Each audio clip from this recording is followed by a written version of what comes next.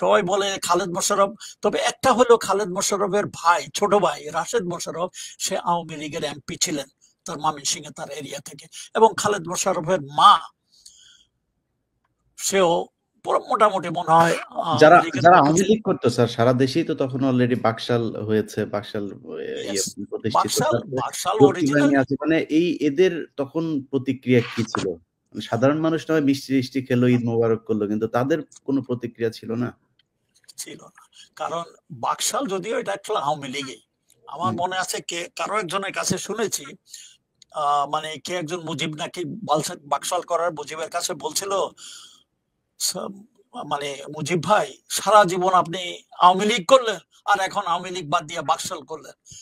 তখন উনি নাকি জবাব দেয়, আরে আওয়ামী লীগে আমার জন্ম, আমি কি আওয়ামী লীগ ছাড়তে পারি? আওয়ামী লীগ যায় নাই, বাকশাল করি আর যাই করি আওয়ামী লীগই।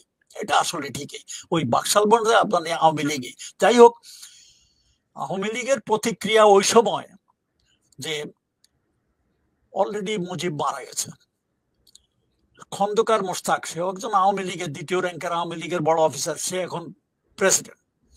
আর একটা জিনিস দেখো, খন্দকার মোশতাকের যে ক্যাবিনেট সবাই কিন্তু আওয়ামী লীগের, কেউ বাইরের কেউ নাই।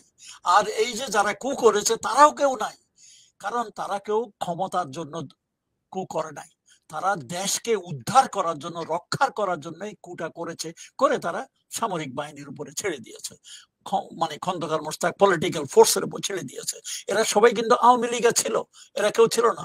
অতএব তাদের পাল্টা কোনো সেদিন ঢাকার মধ্যে আওয়ামী লীগের বা এই যে শেখ মুজিব মারা গেছে বা এই কুর বিপক্ষে একটা লোকও কোনো কুশব্দ বাইরে শোনা যায়, সবাই যা দেখা গেছে আনন্দ, কেউ মানে